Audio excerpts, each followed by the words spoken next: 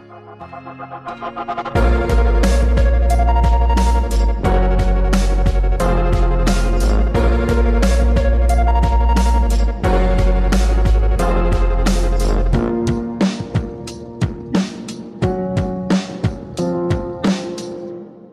to Blackbird episode number 36. My name is James, and today it is my pleasure to bring you an interview with one of the most interesting people in our circles. His name is Antony Sammeroff. You've probably heard of him, and if you haven't, well, this is going to be a great crash course in Antony Sammeroff.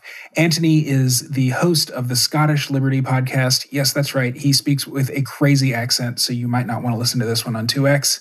In addition to being a podcaster, he's also a life coach and a therapist over in Scotland. He has been touring the United States kind of voluntarily, kind of just because it's going to be really tough for him to get home for the last several months, since I think about October of 2020. And I wanted to kind of pick his brain about his adventures and what's been going on in his life.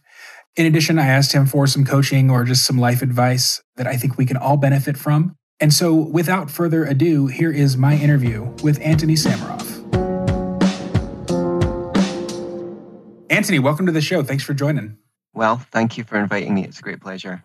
Yeah, totally. So I think probably there's a lot of overlap between my audience and sort of your, I guess, fan base. But for those who aren't familiar with you, could you just kind of introduce yourself to the audience? Hello, I'm Antony Sammeroff. Sammeroff is a Russian name. It's very hard to pronounce it in the original. It sounds something like Master of Time, Space, and the Universe. At least that's how I've been billed in a couple of events here in the USA. As you can hear, I'm from Scotland. I host the Scottish Liberty podcast, which was the worst named podcast ever because people think it only concerns Scotland when it really doesn't. And I also do Be Yourself and Love It podcast, which is a personal development podcast because I am a mental health professional. I'm a therapist and a coach. And I left Scotland in October and I've been in the Western Hemisphere ever since. So it's funny when I get Facebook messages from people saying, "How are things in Scotland?" I'm like, I wouldn't know. Ask someone who still lives there. Although don't tell the feds I said lives there, because that's the one thing that won't get my visa renewed if they think I'm trying to live here. So what kind of visa did you get, first of all? Are you just here as a tourist? I'm on a tourist visa, yeah. That's great. And you've been here since October. What made you decide, first of all, to come to the United States in the middle of COVID? I didn't even know the borders were open, to be honest. Right, well, a girl, what else? Oh, yeah? Yeah, so I've not been in America for all the time. In order to even get into the USA, I had to spend at least 2 weeks in Mexico, which just should never happen. Just kidding. It was fun in Mexico, but it's a weird thing because there's no reason why you'd be more likely to get COVID in Scotland than Mexico. But the rules were no direct entry to the USA from the UK. So you couldn't enter the USA if you'd been in the UK for less than within the last 2 weeks.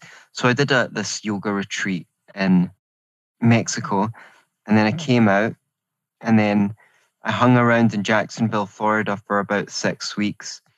Then I was deciding what I was going to do next, and I went back to the yoga retreat while I was figuring it out to do some writing, to settle down a little bit. And then I ended up in Costa Rica, and then I came back to the United States. My first stop was Houston, and that's when the great adventure began. Last month, May, I was in 8 states. Pretty tired from that, but I'm relaxing on a farm now in Fort Meade, somewhere in the middle of Florida, where there's nothing but the crowing of chickens and the sound of the generator fan going out. I don't even know what that thing is. Yeah. It looks like a fan and it goes round and round and round, but it makes loud sounds sometimes. So it's nice to be, I love city life, but it's nice to have a little break from it. I don't know if I answered your question. I got a little bit lost there. I don't even remember what the question was. I think it's perfectly fine though. So we met in Pittsburgh in Pennsylvania last month. as like one of your many stops. What determines what state you go to? Are you like crashing on people's couches, or what's the kind of itinerary look like? Mostly, I'm going where I'm invited to events. Uh-huh. I'm trying to think if I had any stops that weren't. I had one incident where, so I was in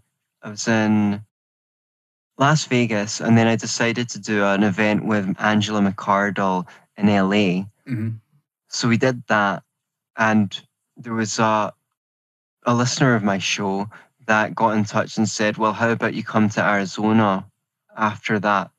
Because he wanted to come to at least one of the events, either Vegas or LA, and the LA one seemed like a more sensible event. So I did that, and it's funny because it's like I guess it's a good question because sometimes I mark places up as places to go. One was Phoenix already, so Mm-hmm. that was just a coincidence that someone in Phoenix. I was like, oh, I wanted to go to Phoenix anyway. So in that case, it was like kind of somewhere where I wanted to. I mean, we did do an event there, but it was just like, a small group, 6 or 8 of us.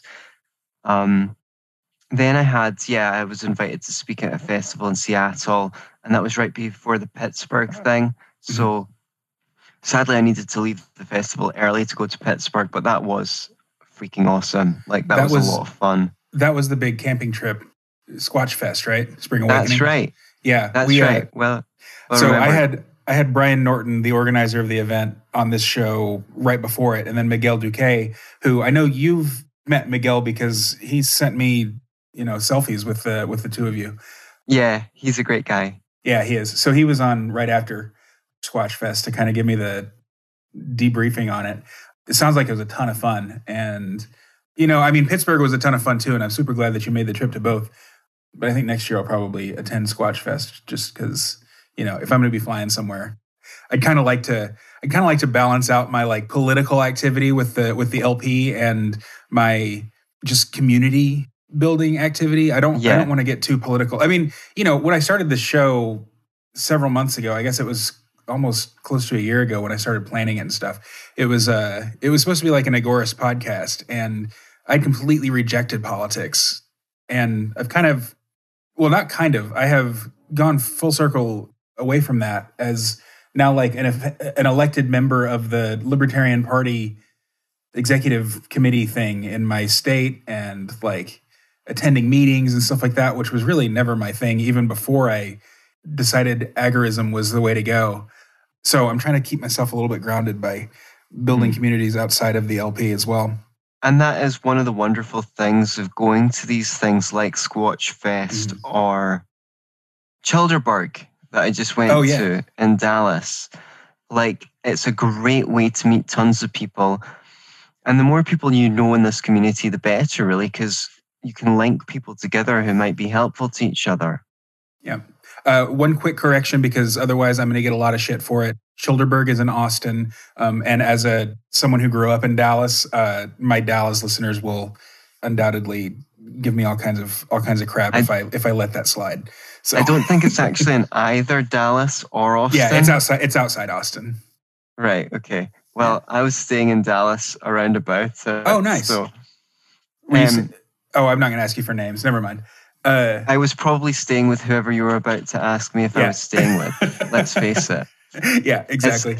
It's a very incestuous community. It really is. Every time I go down to Dallas, I have usually I'm the one who plans a big meetup for all the Liberty folks down there, just because it's a big community. So we have barbecue or whatever.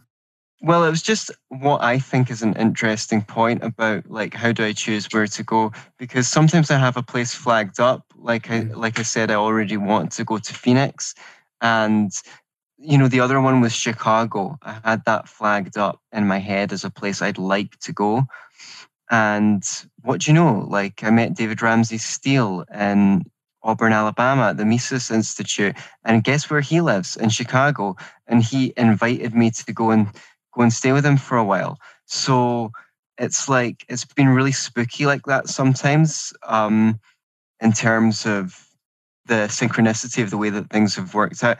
So I've decided, I flagged up a couple of other places, like, just it's always places that you hear in the popular culture all the time, but you just never. I've never visited. So places like Detroit or Boston, other major cities that are famous. Like I feel really lucky that I've got to see all these famous cities. You know, Seattle, Portland, LA, New York. Although I'd been to those two before, even Phoenix is a name.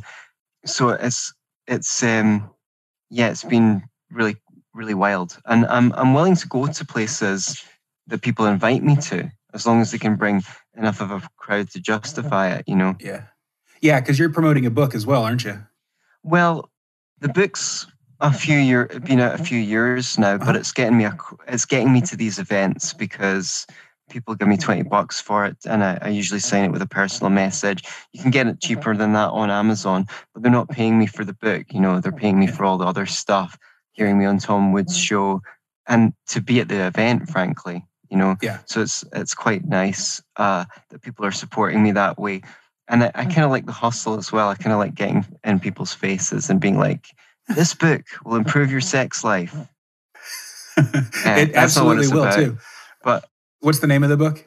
Universal Basic Income, For and Against. Yeah, absolutely. I think you can just hear the girls getting wet and the guys getting hard at the mere title. I will tell you, I got into a very loud argument on a date once about tax policy. I was on a date with a Bernie Sanders supporter, and this was in 2015 or 16 when tensions were first getting high between the Bernie bros and the kind of the rest of everybody else. And he said those magic words, "I just think the rich should pay their fair share." And I absolutely went off on him. It's one of those stories that he will tell his grandchildren in 50 years. I've given up on speaking politics on dates. Oh God, me too. Thankfully, I have a wonderful partner who is completely apathetic about politics. It's a very, very good match, I think. Yeah, I kind of if you're in a long-term relationship, it's quite important to have someone that's got the same values as you, at least. So if someone is skeptical about politics per se, then that's pretty good going, actually. Mm-hmm. Yeah, and his parents are kind of libertarian-ish conservatives. They're still very pro-cop and pro-intervention and stuff like that. But on the issues that we talk about, particularly having a son in a gay relationship, right. We get along really well, and we'll talk about the Fed at length. His dad's definitely an inflation hawk, so it's pretty nice. I find it amazing that some people are still pro foreign intervention. I know. Even the Republican Party has been forced to become more pro-war, just even because now apparently that's the de rigueur conservative position is. Mm-hmm. But I just don't know how they stand the cognitive dissonance of having been ardent Bush supporters not that long ago and now being like, Trump's going to end the war in Afghanistan. Sorry, I really shouldn't. that was an amazing Republican accent. That was really good. I shouldn't really paint them all with the same brush, but they have no problems painting people with broad brush strokes. Uh-huh. You know what they say? If there's two things that conservatives hate, it's being called racist and black people. It's true, except for the black people who will run for president as Republicans. They love those. It's an old joke, but it makes me laugh. It's very good. What else have you found on your travels? Have you met any good people? Learned any new things? Oh my God! Why don't you ask me an easy one, James? Because we have 50 minutes to fill. So, well, I mean, I could fill 50 minutes with that question. This has been incredible in terms of meeting amazing people. It's bittersweet actually, mm-hmm. because you go somewhere and you can have a really great night out and you're like, oh, just imagine what my life would be like if I lived in this city. Good candidates are, for example, Tampa and Austin. And you go, oh wow, but it's you sometimes meet. Every now and then you meet a couple of people who are just your type of people Mhm. and the kind of people that you'd be like best friends with if they lived in your city. But there's like two here in Pittsburgh, two there in Tampa, Yeah. two over in Vegas, two in LA, and you're like, that's just never, you can't live everywhere and and and do everything. So it's sweet, but yeah, I mean, I feel very fortunate. I've got friends all over the country now. If I had a friend that was like, "Oh, I'm going to Vegas," or any of the cities that I've been to, I'd be like, "Oh, I've got a couple of great friends there that you should meet while you're out there." Like people have put me up in their spare rooms. I mean, I have a regular job, as I mentioned, as a therapist, but I can't see as many clients as I do at home because my travel schedule won't allow it. Um, this tour would not be affordable without people offering to do stuff like put me in their spare room, Mhm. um, get me from the airport, and things like that. I mean, some places I get an Airbnb or a hotel, and that's fine. Um, you know, but I don't have to do that every night in all places all the time because a lot of these events, they don't have cash to offer a speaker's fee or even transport costs. So if I can make back my expenses selling books, and sometimes I get some pocket money on top of that as well, which I promptly buy Bitcoin with, then um, then it's like it's really the community itself that makes this possible. I feel like, the gifts that are being furnished on me, it's like a lot of the time online in business, especially in the self-help field, they're like, oh, you've got tons of content already you're sitting on that you don't even know. If you just make your Facebook posts into blogs, and then you can take your blogs and you can compile them into ebook or a book, or you can double up by turning those into YouTube videos or podcasts, And in fact, it's turned out that my network has been the cheesy line they use in coaching is your network is your net worth. Yeah. That's really fucking true. Yeah. Like they really are. It's a friend of a friend that puts me up sometimes, and then they become a great friend. Um, and I'm still trying to figure out exactly how to use this network to benefit the community. I mean, it was great writing the UBI book, and it sold some copies more than most people who independently publish a book sell. I wouldn't say I like made money out of it aside from getting invited to the Soho Forum to debate, thanks to Gene Epstein, um, which which did um, pay quite nicely.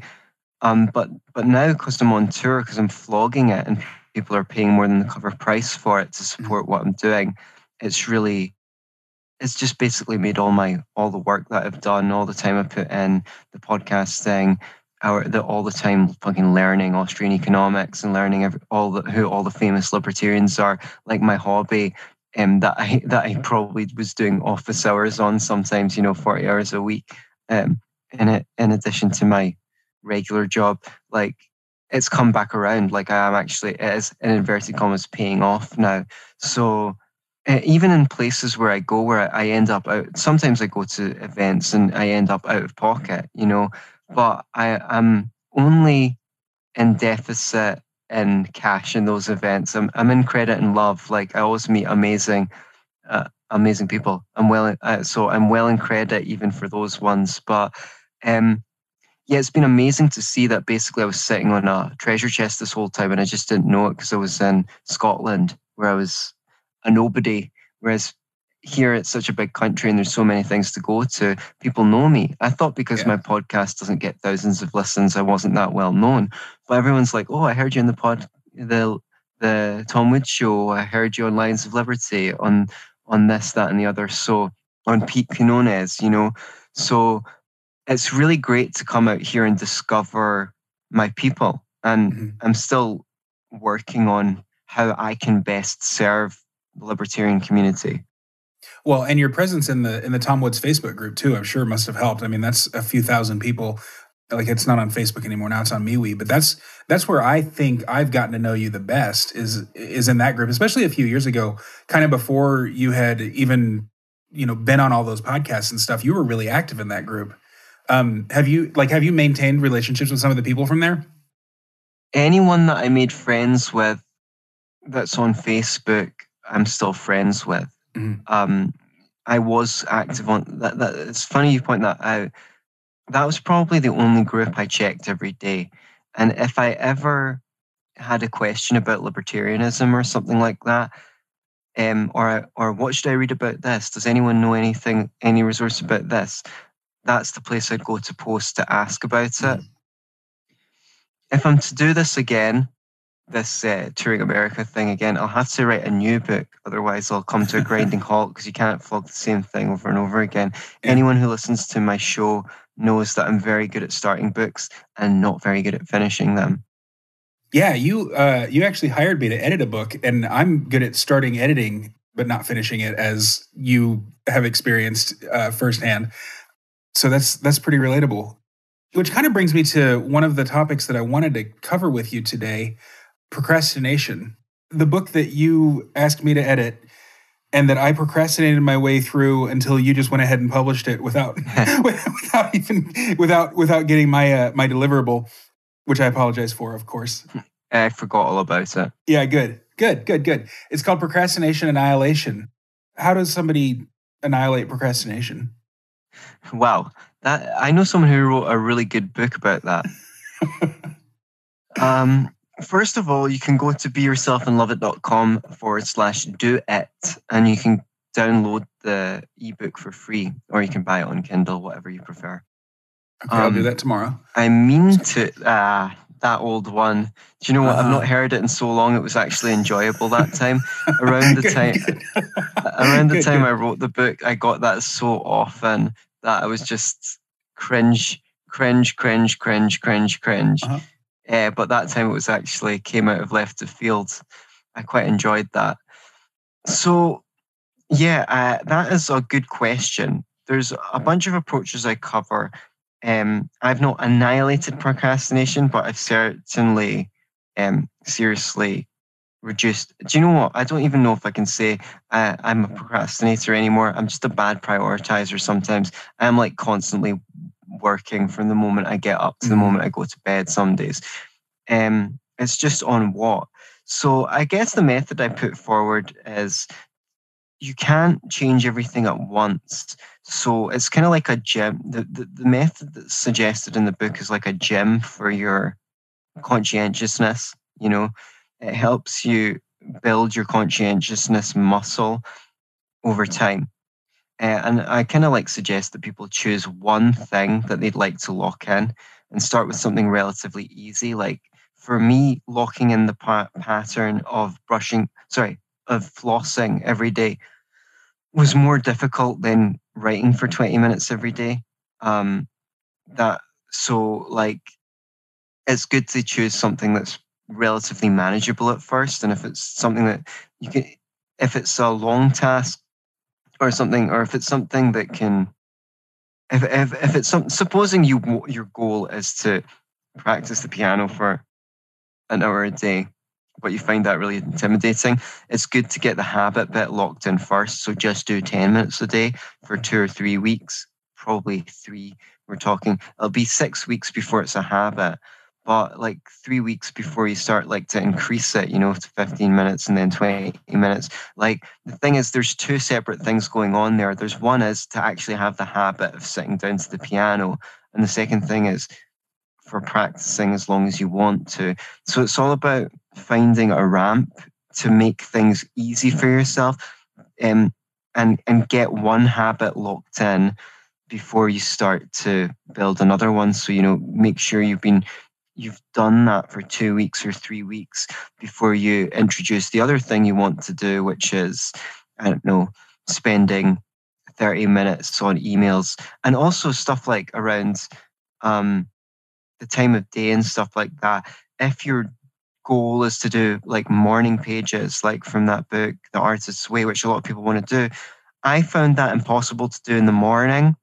And the fact that she insisted you do it first thing in the morning kind of ended up putting me off. Later on, when I started journaling, I found, well, just do it anytime of the day you can. But then once it's a habit, you can then decide, well, I want to do that in the morning. So it's really, that's pretty much a summary of the practical element of the book. There's a lot of psychology in there as well, which, is worth reading. People sent me emails, like a whole bunch of people send me an email saying it was like you were reading my mind, the stuff in the book. It really was.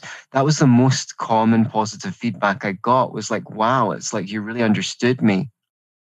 And there are people who said the book changed their life. Like, I'm so skeptical about self-help books and their ability to actually change people. Usually people read a self-help book and then they go back to normal.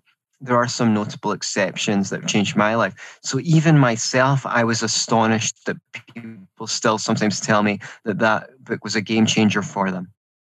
What about if someone is like such a procrastinator, or maybe not even procrastinator, but I don't know, scattered maybe, has so many priorities that making one thing like the top priority is nearly impossible? I'm speaking about myself. Say I wanted to get into the habit of practicing the piano for an hour a day, and you say to start practicing 10 minutes a day.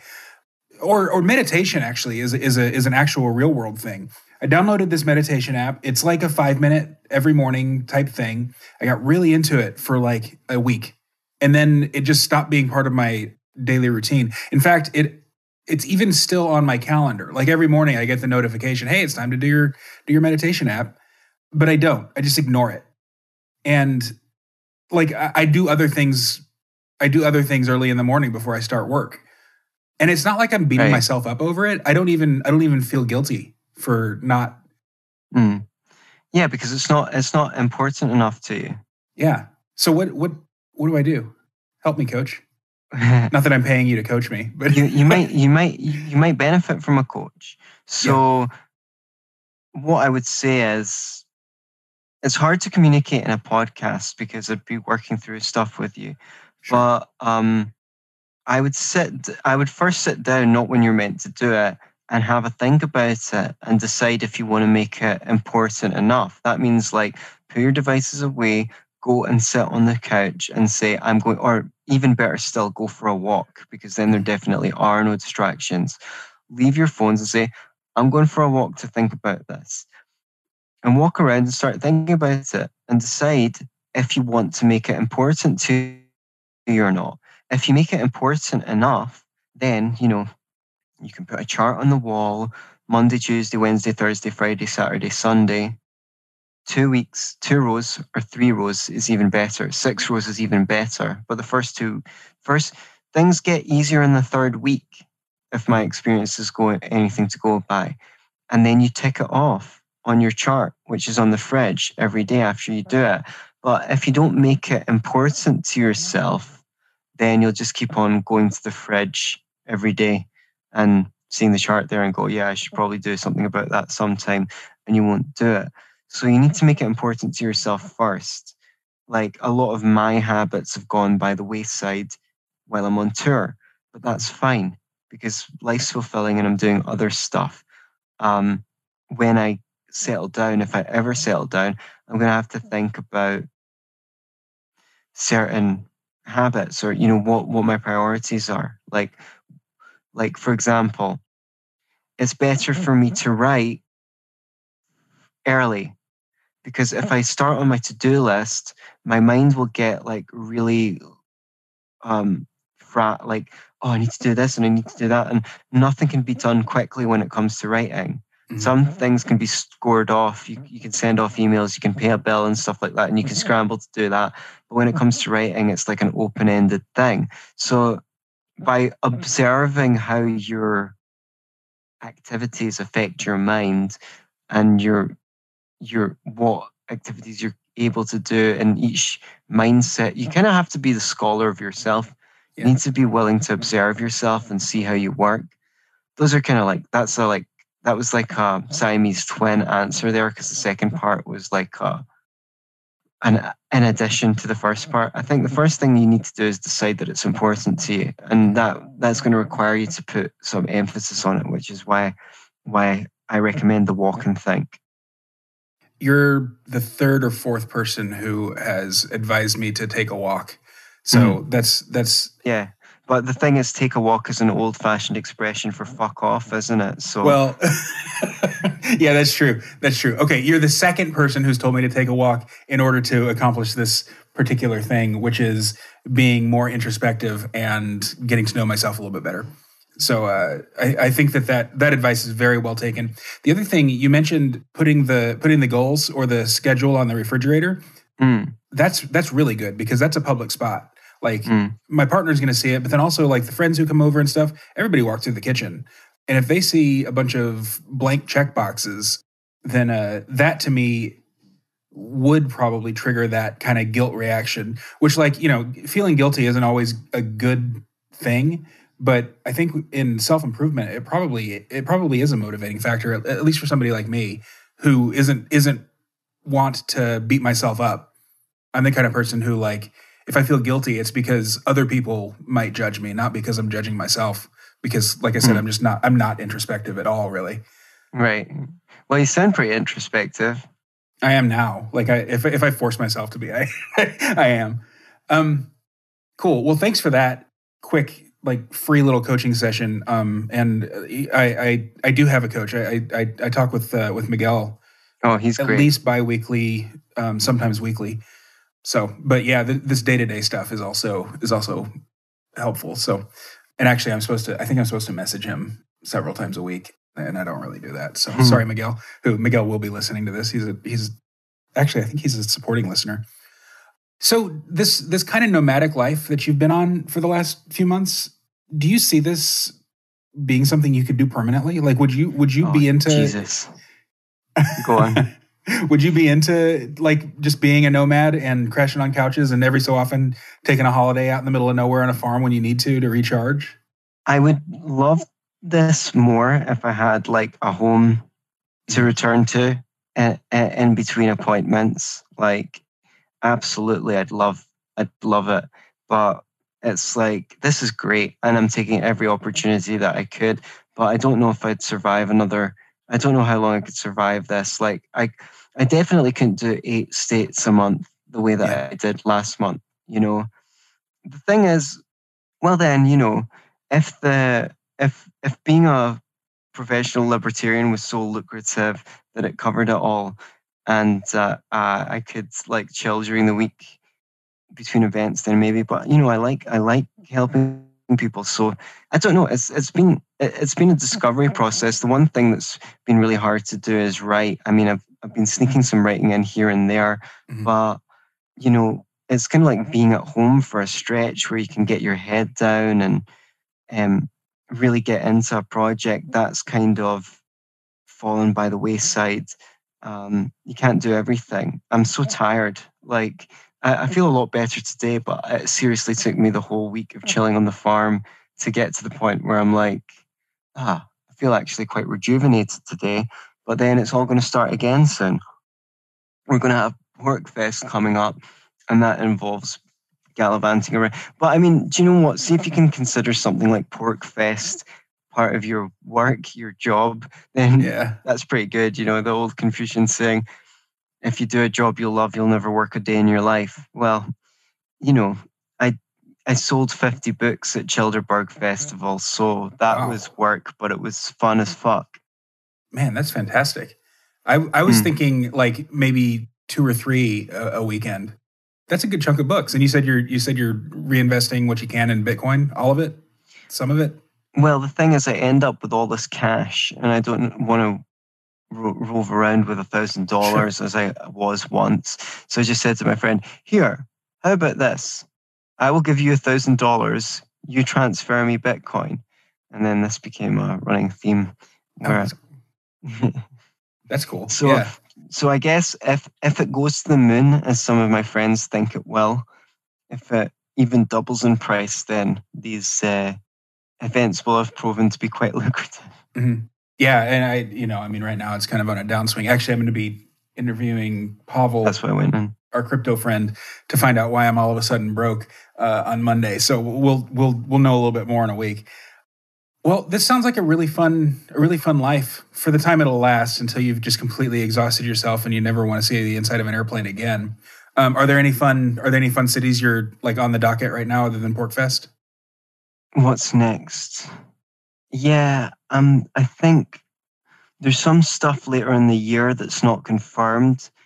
PorcFest is like my last scheduled event at the moment. I tried to get on Freedom Fest, and they were like, let's have you next year. Like, we tried, but we're full, which was very flattering, I should add, that they even tried to squeeze me on. So I might go to that anyway to hang out. It depends. I'm planning to spend some time in Austin. I'm also planning to come back to Tampa. So if anyone is in Austin or Tampa, you should definitely get in touch, or willing to travel there. That's right. I'm going to be doing something in Nashville with Sherry Voluntary as well. I love her. That's coming up quite soon. I don't know when this. It's not. Well, when I say quite soon, I mean like a month away. Okay. So there's other people that have invited me to other places, and usually, if I do, I try and see if there's any other fairly well-known celebrities. Sorry, I was trying to avoid using that word. I was going to say fairly well-known libertarians rather than celebrities. We call them celebritarians. I had that word in my head, but I didn't want to refer to myself as one. There's the LA convention this week. Sorry, Florida convention this weekend, which is kind of why I'm in Florida. Apart from the fact that I've got great friends here, but I don't know if it'll be out by then. Anyone who's going will see me, I guess, who wants to see me. I'm just going to see. Someone's wanting to do a Midwest Festival. I'm going to have to get out of the country for a while soon, because you're only allowed to stay at 90 days in a stretch. Now, there's always the chance that I come back in, or try and come back in, and they're like, yeah, this is your fourth entry. It looks, Are you trying to live here? No, I'm not trying to live here. We kind of think you're trying to live here. Sorry, go home. That can actually happen. Hopefully it won't, but you never know. I was kind of wanting to go home for August, but because of the regulations, like, does that mean I need to spend another 2 weeks to get back in December? In September? Like, what, it depends on the COVID stuff. Like, I would actually quite like to go home for a couple of weeks and see some of my friends and give my mom a hug and but the COVID regulations make it impractical. Man, I hope those are lifted soon. That it would be. Obviously, it would be awesome to keep you here for as long as we can. In fact, I was just about to tell you to do what my friend Santiago from Colombia did: get married and get his green card. But you don't have to love the person you marry. It's just for permanent residence. The problem with that is getting married. Why get married when you can find a woman that you don't like and give her half your stuff? Yeah, it's great. That actually, we're in Pride Month right now. Actually, right. You could probably hang out at a Pride festival too. That's always fun. I don't know how big the festivals get in the UK. We have Pride in the UK. Yeah. Okay. Good. Yeah, that's right. My English friends. I've got a friend in Manchester who, holy crap, Manchester is off the hook. It's like Chicago Boys Town, but the entire city, from what I can tell. Right. Well, here's the thing. It's like, you have to get married to someone. They can come and check. They can come and give you a knock in the night and check if you're sharing the same bed, if there's stuffs in your house, etc., etc., etc. It's not as simple as just getting married. I didn't know that. It's really not that easy. So, also, I feel like this immigration law is very discriminatory against polyamorous vagabonds. They've got to sort out their discriminatory policy. It's not woke enough. Yeah, you polyamorous vagabonds are a scourge on our society, man. I know we're degenerate. Next thing you know, you'll be a Mormon. Jeez. Yeah. I mean, I guess there is that. Yeah, I guess it's like building your fantasy football team or something like that. Like, how many can you get on your roster, and how good quality? I'm not sure that's how Mormonism actually works, but that's how I like to think about it. I'm sure there's Mormon listeners, so we love them too. In fact, I know we have Quaker listeners, which isn't quite as controversial as Mormonism, and in fact is a pretty libertarian religion. But I don't know. I kind of like the niche pseudo-Christian denominations. I think they're all kind of fun. Well, Antony, we're kind of reaching the end of the time. While I've got you, would you give some advice, like just some general world, life advice for people who want to build communities with people who are like them and who might be introverted and maybe who are libertarian-ish and sort of autistic and don't just like to branch out, on their own, that kind of thing? Okay. When you message people, have something interesting to share with them. Mm-hmm. Don't put all the responsibility on them to make the conversation happen. Uh-huh. This will make your life easy, and because you're pre-prepared with 2 or 3 table topics, or even just one. Oh, hey, I saw this. Have something, maybe something that you think that you already know that they might be interested in. Going, hey, what's up? What have you been up to? That's what everyone does, but you're actually making the other person do some work. So I'm just saying, if you want to network, you can have a little, oh, I saw this article that you might be interested in. I thought this. Actually, maybe sending them an article isn't good because everyone's got too much stuff to do. Yeah, that's also making them work. Yeah, that's also making them work. So say, I saw this article and it had this point. I thought this. What are your thoughts, or something like that? Or just tell them about some interesting thing that's happening in your life so that they can bounce off that and go, oh, that's interesting. You're doing blah, blah, blah. Well, I'm doing this. All of the advice on, not all of the advice, but most of the advice on making small talk, like they say, oh, just ask questions and be a good listener, because everyone likes talking about themselves. But that's really only true. That is true, but that's only true once you've kind of established that first connection.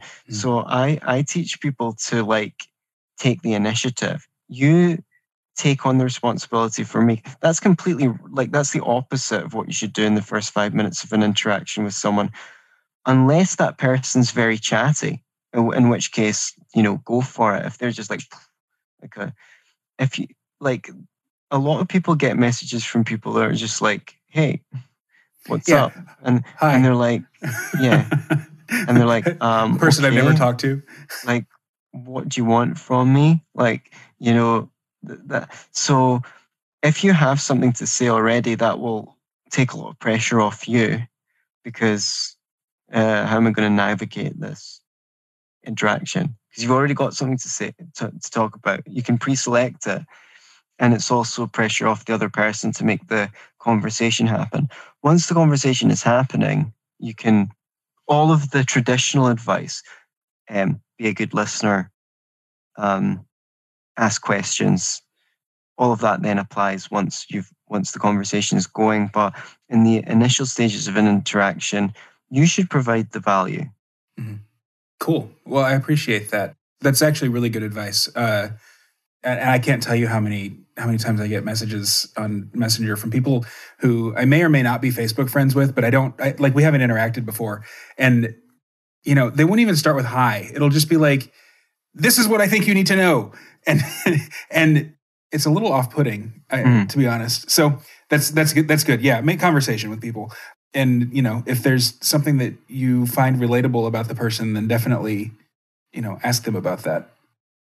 Yeah, and it's just like you just never know, what can grow of engaging in this community. It's like, I'm discovering it firsthand. I never knew what was possible with the power of community. So that's been a big theme of the talks that have been given on this tour. Awesome. Well, thank you so much for your time today, Antony. I know you probably would like to at least do a little bit more relaxing before your next big jaunt. So thanks for joining me. I appreciate the invitation. All right. Talk to you soon. Bye-bye.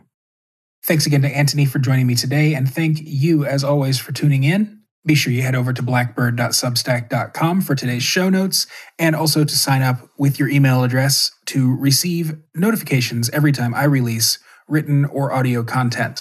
If you'd like to support the show, there's a few ways you can do it. You can do it by, of course, signing up for one of the paid options at Substack.